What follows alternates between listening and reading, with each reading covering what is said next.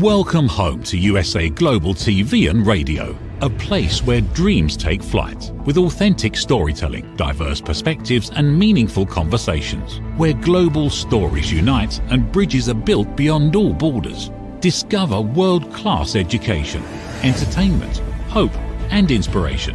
Together, we're building bridges worldwide. Subscribe to our channel, USA Global TV. Download our app, USA Global TV.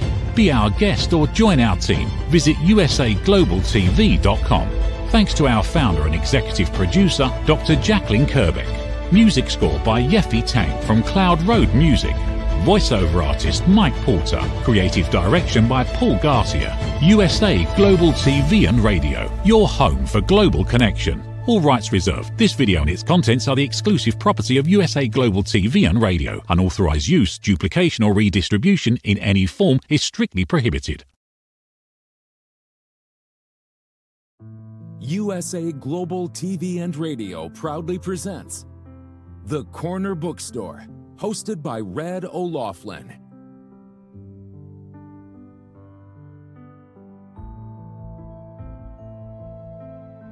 Step into a world where every story inspires. These pages come to life through the voices of authors from around the globe. Written by our global community of TV show hosts and best-selling authors, these works span genres, generations, and geographies, united by the power of storytelling. Discover your next favorite book and meet the minds behind the work.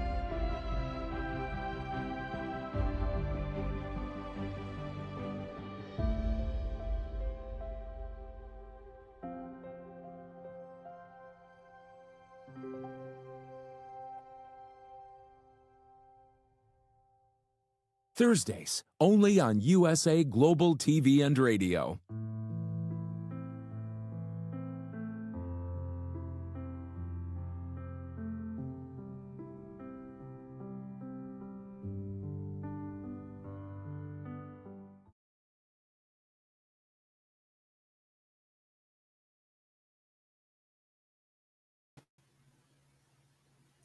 Howdy y'all, Red O'Loughlin here.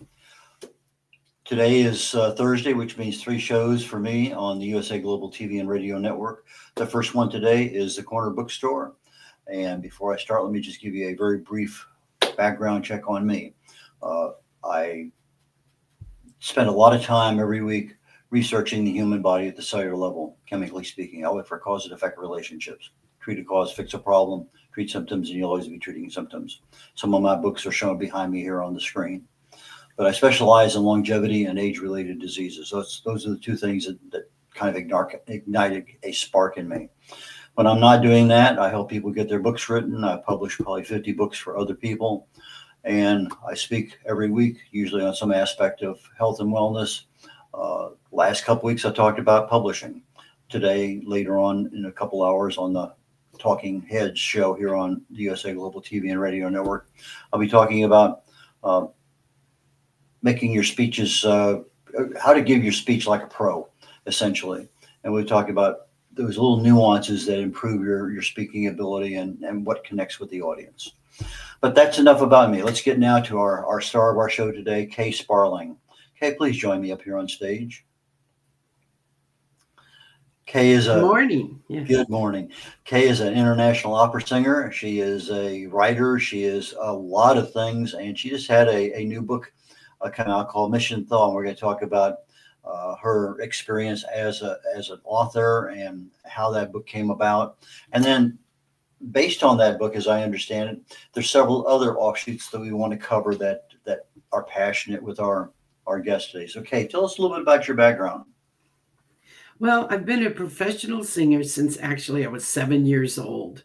I was discovered at a small county fair competition, and it just happened that a scout was there for a big production here in the Midwest of Sound of Music, and they ended up giving me the role of Gretel, the smallest Von Trapp. And so I literally started getting paid to sing when I was 7.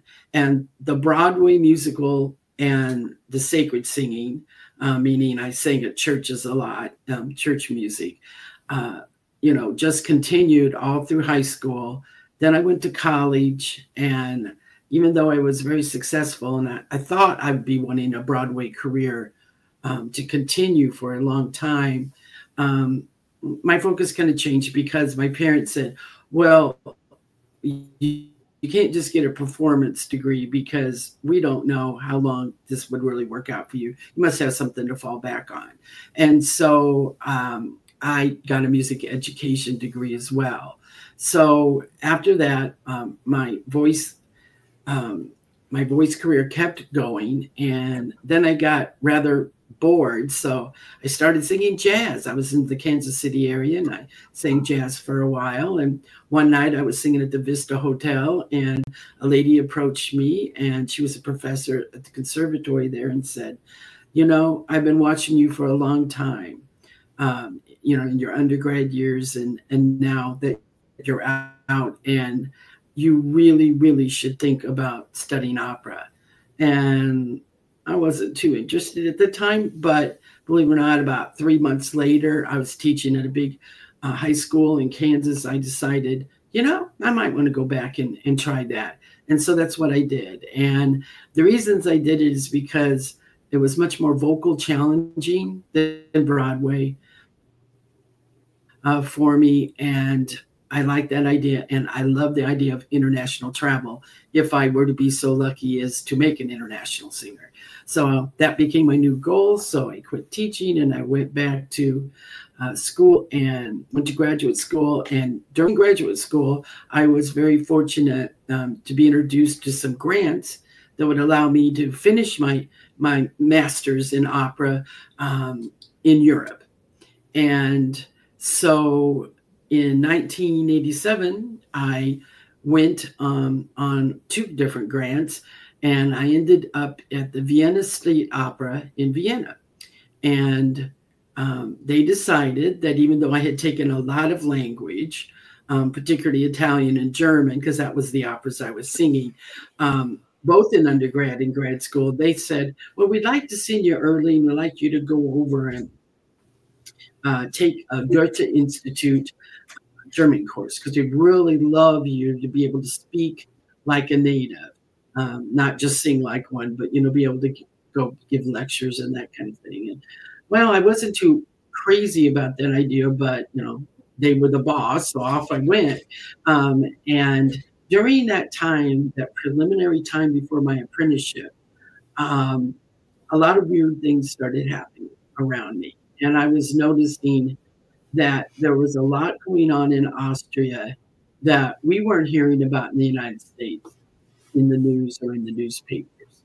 One thing is that their prime minister at that moment was Kurt Waldheim, and he had actually won on what you might call the neo-Nazi ticket. And as I was learning Vienna, I would see certain areas that were very policed, like completely around. Vienna is in what they call rings. And if you go out further, I would go out and, discover things, when I had free time. I noticed all this policing. And finally I asked, someone that was a native, and they said, oh, that's the Jewish district. And they need guarded. And so I was opening my eyes to the present situation. And one thing that an apprentice doesn't get a lot of is money. I mean, they'll give you room and board, and you're learning from the greatest conductors and singers in the world, but it pays nothing. So you have to have those subsidizes because, those mentors, because absolutely you're going to be in New York City, Vienna, Milano, somewhere, where you're going to need a lot of money. And so you need a lot of backup. And so one thing I would do is I would go sing at the cathedrals because, the opera wasn't open on Sundays. And so that allowed me a little bit of pocket change and, some more, more exposure, exposing, this new singer in Austria and that kind of thing. So I was singing at one of the major Duomos there, and a few priests approached me and they told me a story. And they said that they had a really bad situation outside of Vienna. There was a huge refuge camp. And these refugees were from all the satellite countries that the USSR had released recently. So just to name some of them were Hungary and Czechoslovakia, Yugoslavia, Romania, etc. And when the USSR could not hold up the economy with all these, okay, well, you're on your own now. And they would leave these countries with no infrastructure, to the point no people had jobs.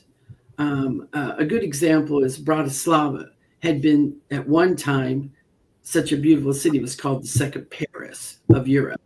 But when USSR took it over, all that stopped, of course, and it became the main manufacturing town or city for manufacturing tanks. Well, when they pulled out, all these big factories, they were just sitting there, with nothing to do. All these people lost their jobs. And I was staying in a 5-star hotel I was lucky if I had electricity and water on the same day.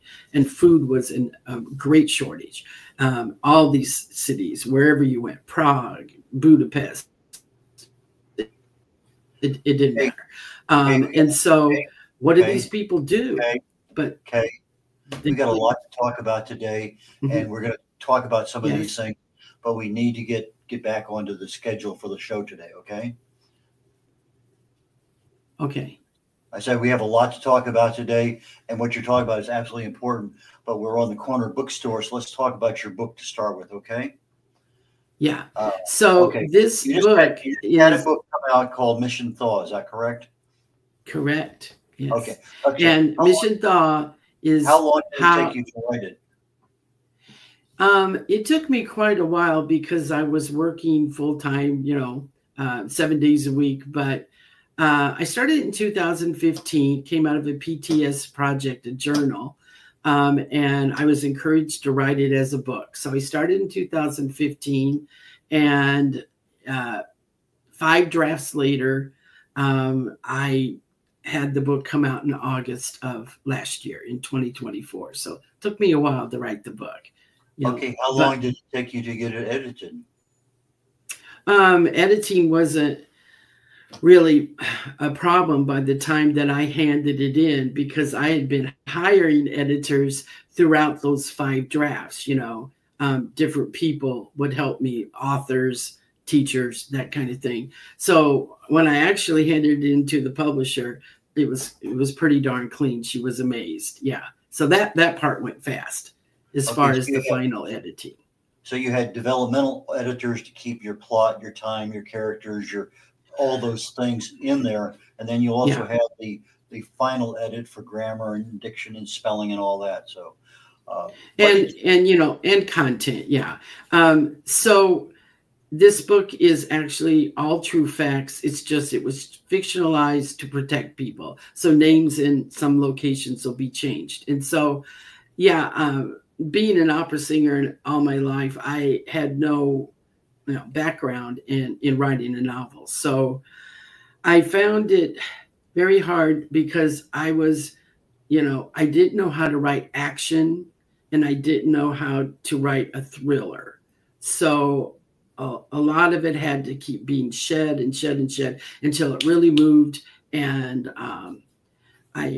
my last editors before I turned it into the publisher, where I was taking a master class from James Patterson, and the TAs taught me how to write action, short chapters, and always leave a cliffhanger. And once I honed it down, then it really moved. And you could literally see the book as a movie, which is what I aspire it to be. So when you were writing and you got the feedback from the edits, do you have enough skill now to write a sequel or another book in the same vein? What What did you learn from the edits that came back? Because that seems to be one of the areas that a lot of the authors, wow, I learned so much from my editor. What did you learn from your editors? I learned that to make conversation go, you need to have tags, before a line that the character will say. And those are particular in the genre that I'm writing. Like a CIA director is going to have different tags than a housewife in another story. You see what I mean? So I had to make those specific to keep that excitement going. And like, what are they going to say now? And so I learned to do that. And I also learned to condense what they had to say. If they were given an order, it's going to be a lot more exciting and movie-like if we condense that, what the director says or what the chief says, and so, watch how wordy you get, in this genre.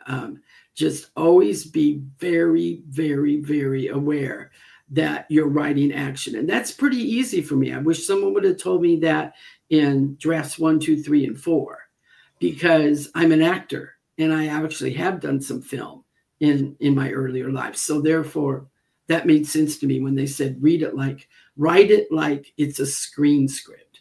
Interesting, because Steve McQueen, I was reading one of his autobiographies way back when, and he was a big proponent of facial and body language as opposed to speaking.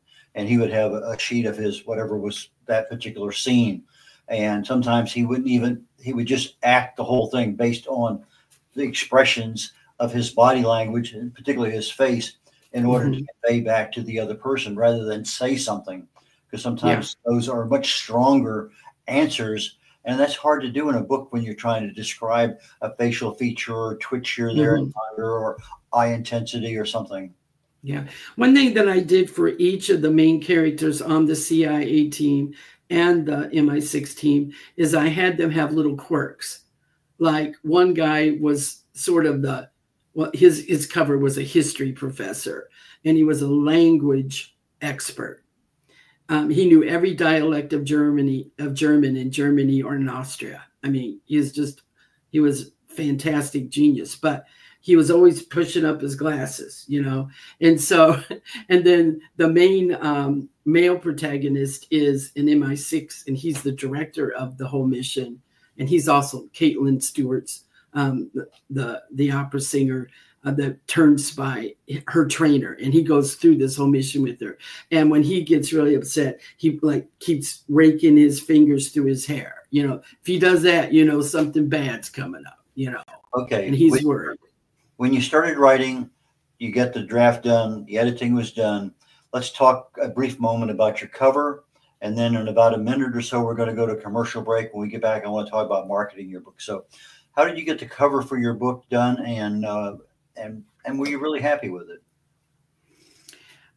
So the publisher that I worked with, they talk to you, they consult with you a long time about your vision of the cover, and then they hire someone to design it, and then they send 3 different ones to you, and you get to pick the one that you like, and you can also edit the one you like a little bit. I like this one because it has that color of Cold War, cold, the blue, the ice. It's Caitlin up against, she's got her back up against the whole Vienna skyline. And I love the jagged underneath the thaw of the ice that's actually melting, because this mission at the end brings down the Berlin Wall. Okay. And, very soon the Cold War is over. And that's why I named it Thaw as well. Okay, we're going to go to a quick commercial break. When we come back, I'd like to start talking to you about when did you start marketing the book, and how did you market the book? So when we come back, that'll be our primary focus right after the break.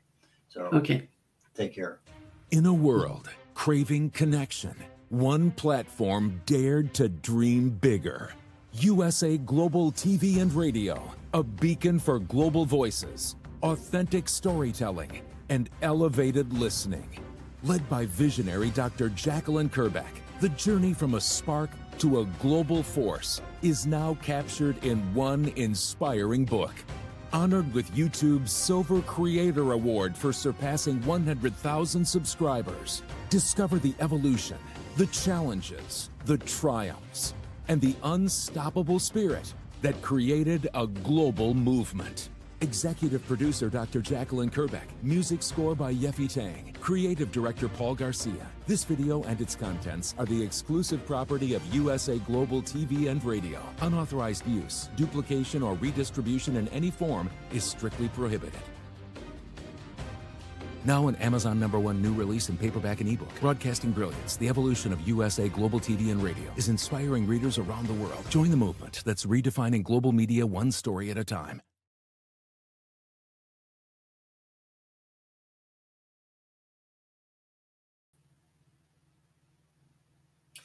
Howdy, y'all. Red O'Loughlin here. We're on the Corner Bookstore in the USA Global TV and Radio Network. And our guest today is Kay Sparling, an opera singer, author, international traveler, speaker of many languages. Anyway, she's joining me today, and we're talking about her book, Mission Thaw. And we're talking about a few other things in addition to that. But let's get back to Kay. Please join me up here, and let's talk about when did you start marketing your book, and how did you market it? The first thing I did before I knew the book was going to be released in August is I hired an assistant, a young person much younger than me that really knows social media. And so she set up every account for me. I had not heard of some of them, but she knew of them. And so that was the first thing we did. And then because I'm a musician and I do have a studio at home, we were able to do like small ads, video ads and that kind of thing. And so we immediately started putting those on, and just, she made her ads and she would just have a rotation and she would put them on these social media. And then of course we were buying ads on Amazon because that's one of the major sellers I have. And so that was attracting sales. But after about 4 months, I realized that, after reading a couple books on marketing, I did not have the time or the expertise to do that. So I took I went to a virtual conference for women in publishing that happens every year. And I watched all the marketing presentations. And there was one that really stood out to me. And I said, I want to contact this woman and I want to talk to her about hiring her for Mission Thaw. And so I consulted with her, and she had her publicist there with her.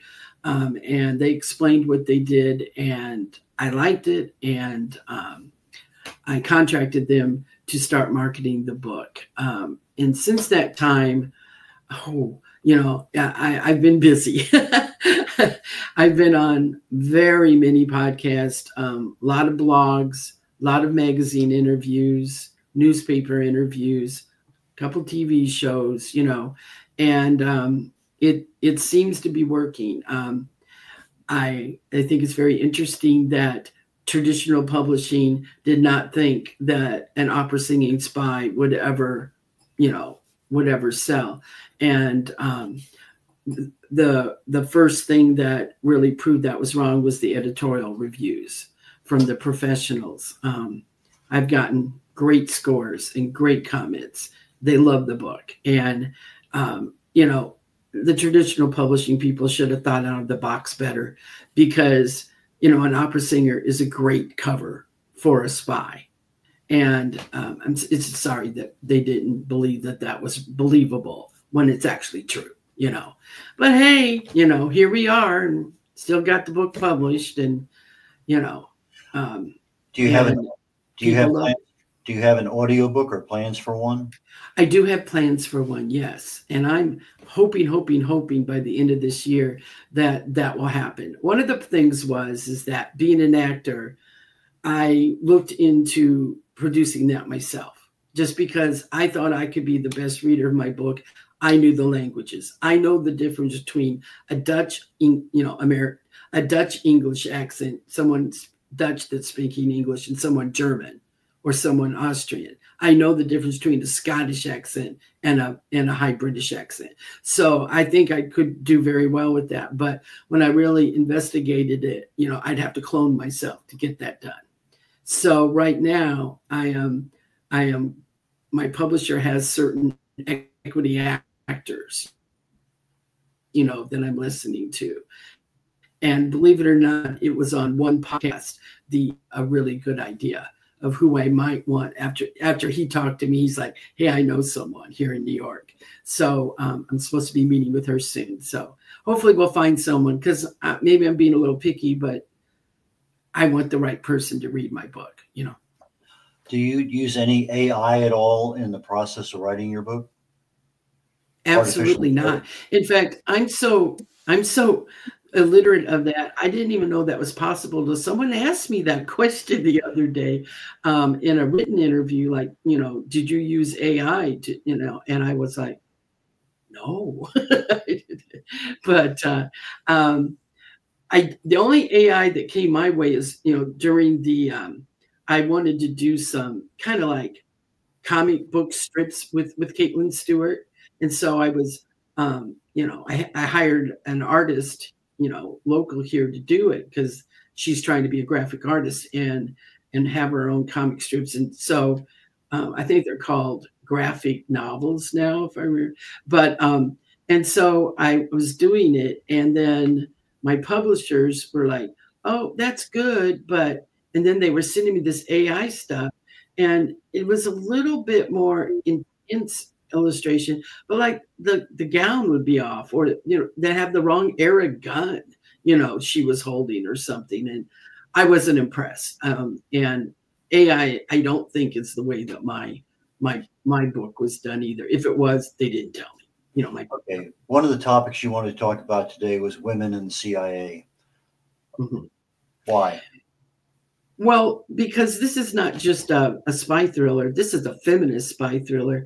Caitlin Stewart in 1987 gets recruited by the CIA once she gets over to Austria. And, unbeknown to her, she's the only woman in the field, period, at that time. So she's a super, super glass ceiling breaker. And she doesn't find that out until like 2 decades later. She just assumed there were other women out there. They weren't in that theater, right? And working in that mission. And then she's promoted and she's way up. And one time she goes to a retirement party of one of her chiefs, and she says, how many were, back then when I got recruited, how many women were working in the field? And he says, none. And she's just stunned because she didn't know that, and so, not only does she have to prove herself that she can be a spy once she accepts the mission and gets recruited, that she also has to deal with all these men who don't think she belongs there. And the big one is that lead MI6 director of the mission. He just wants her to take her ball gowns and go home. I mean, he doesn't think she can survive the mission. And so she has to prove that she can. She has to prove herself all the time. Now, you said this was based on true facts, just change the names to protect the innocent. How did you get access to all this insider information? Well, so I told you where I was during the time of this mission. And I went to these refugee camps because I was asked by the priest. And make a long story short, I got sucked into the whole thing of helping these refugees, and I met a lot of spies, and I even dated one. So there you go. It's what I was told and what I witnessed, and then what I went back and researched and interviewed them again. So okay, so they gave you a business card that says 006.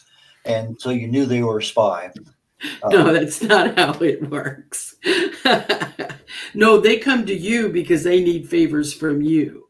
And through time, relationships are developed, and one can assume that they're not what they say they are. And, once they trust you, they'll open up, especially if they need something from you, Now, when you have your plot set up and you were actually there during that time. So you saw, you're talking about the refugee situation over there. You're talking about, I guess, probably just the overall aura of the leftover, the Cold War in Hungary and Romania and places.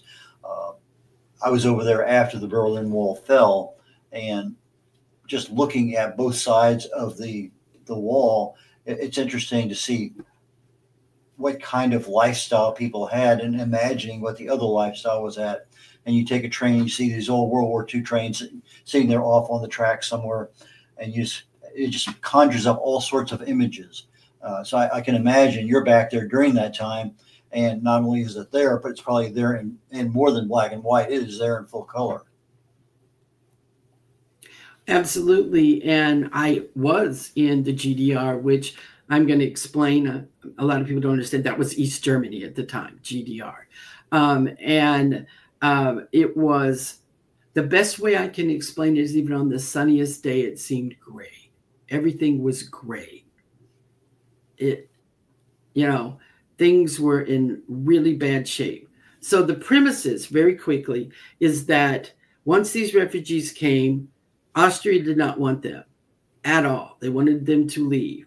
So some dirty businessmen that were Western there decided they would hook up with the East Germans and the KGB that was in East Germany and say, hey, figure out a way to get these people out of here. And what they figured out is that they were in a very bad economic way, just like the USSR. So they thought if they could human traffic these people to East Germany, they could put them in the same kind of camps that were in World War II. Send the old people and the kids back to the camp, let somebody worry about them. And they would either take people for workers, and once they got there, they would not take care of them. If you tried to leave, you were executed. And then the women were put into underground brothels or sold to individual East German men, so sex slaves. And so Caitlin really gets driven by going through this dangerous mission because of the things she sees happen, particularly to the women and little refugees through this trafficking system, this cartel. And if the MI6 and the CIA can get enough proof that this is happening, these slave auctions, once they take them away, they stop in some alpine mountain village and have these auctions, halfway between the West and East Germany. If we can prove that, and then NATO, Geneva Convention, everybody will be on the same page and they'll shut it down. And then that's going to bring down the wall, because that will be their last economic slam that they can handle. When you were over there, did you have access to any of the concentration camps that were left over? Absolutely. So my father he was a young man. He went through the whole World War II, and then he decided to sign up after the war. And one of his assignments was to go clean up Dachau, outside of Munich. And he took pictures when he got there. And they helped relocate people, and then they had to do the mass burials and such. So when I was 7, he got me out these pictures, and he showed me of what he witnessed. Now, this is why I'm telling you this, is because my mom got really mad. And why are you showing her these things? And he said, I'm showing all the kids these because if I don't show them in their lifetime, people will say this never happened. Skid to where I'm over in Austria, and I go to a party, and I think it's just a party, and it ends up being a lot of neo-Nazis, and they're all convincing me that the Holocaust did not happen, and that the memorials like Dachau are just to keep the German people down. So he was right. And yeah. We're getting here toward the end of the show. I'd like to have you tell people how they can get your book. How can they get in touch with you? Yes. One of the easiest ways to do it is to go to my my website. It's very extensive, ksparlingbooks.com. There you can read about the book. You can see editorials. You can see all the podcast links I've done, all my social media links, magazine reviews. And one special thing I want you to do is go and check out the song it's a theme song, because I'm hoping this turns into some kind of film or series. And I actually have a theme song, which is a little different than most authors. But there's just pages and pages. And it also has all the links where you can buy my book as well. So that is the best way to do it. And like I say, if you're really into social media, all the links she has there under media.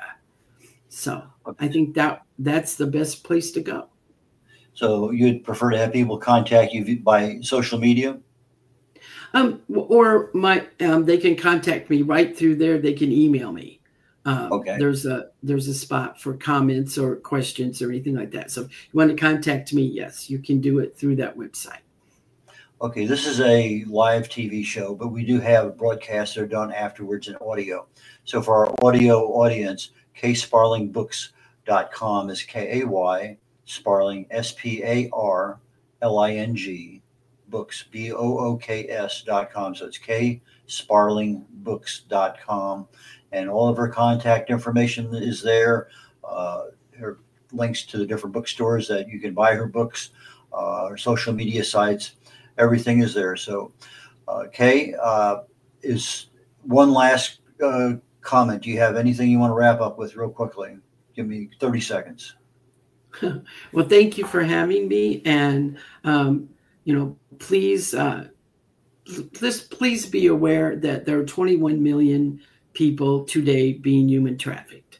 And so if you have any idea that may be going on around you, please contact the authorities. Thank you so very much, Kay. I really and truly appreciate it.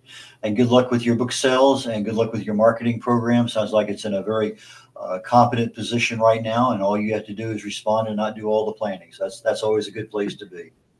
Absolutely. Thank you so much. So take care, Kay. Retta Laughlin here. We have another author coming up here very shortly, and she's an author of many books, but she's also in the medical and health field, set up a lot of clinics and things over in Africa. And so that's going to be on my next show called The Wise Ones. Cece Robinson's her name. And we'll be talking with her very shortly, probably in about 20 minutes. And then right after that show, my Talking Heads program is coming up, and I'll be talking about speaking. How do you become literally a professional speaker? And it's like anything else. You usually judge things by the number of times you do. Well, for most people to become an expert, they say 10,000 hours. But in reality, maybe sometimes because of your inherent skills and talents, you can become an expert in 500 or 5,000 or 2,000 hours. But speaking is something that we always do. But sometimes we let that little bit of fear of being up in front of an audience somehow challenge us to thinking, I can't do it. But in reality, you could do it to two people in front of you. So we'll be talking about speaking today. What are some of the little tricks of the trade? What are some of the things that you can do to change literally overnight? And because we have this video camera that allows us to videotape ourselves, watch it over and over and over again, that's almost the ability to say, okay, let me do 10 video recordings today and critique them, have my friends critique them. Lots and lots of options on that we just have the technology today. You just hold up a little phone in front of you and boom, you have a whole video studio right at your disposal. So anyway, we're going to conclude the Corner Bookstore today. Thank you very much for joining me. We're on every Thursday, 11 a.m. Central Time, followed at 12 noon, The Wise Ones, and then followed immediately thereafter with Talking Heads. So I will catch you all next Thursday. Take care. Bye now. From the magical world of the amazing adventures of Lady Ella comes a heartwarming new journey filled with kindness, courage, and compassion. Lady Ella, the beloved ladybug and listening mentor, is back, and this time she is not alone. Meet her brave and thoughtful brother, Lord Jack. Together, they take flight on their very first kindness adventure. Along the way, they meet 3 new friends in need: a duck feeling discouraged, a mouse struggling to be understood, and a busy little bee who's completely lost. But with the power of elevated listening and simple acts of kindness, Lady Ella and Lord Jack show us how understanding and empathy can make the biggest difference in someone's day. Written by Dr. Jacalyn Kerbeck, the listening mentor, this 9th book in the best-selling Lady Ella series teaches children ages 5 to 10 the essential skills of listening, kindness, and etiquette. Now available for pre-order on Amazon. Scan the QR code and order your copy today.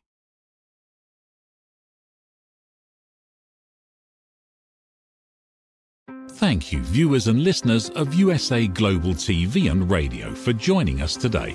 We're honoured to have your time and attention as part of our global community.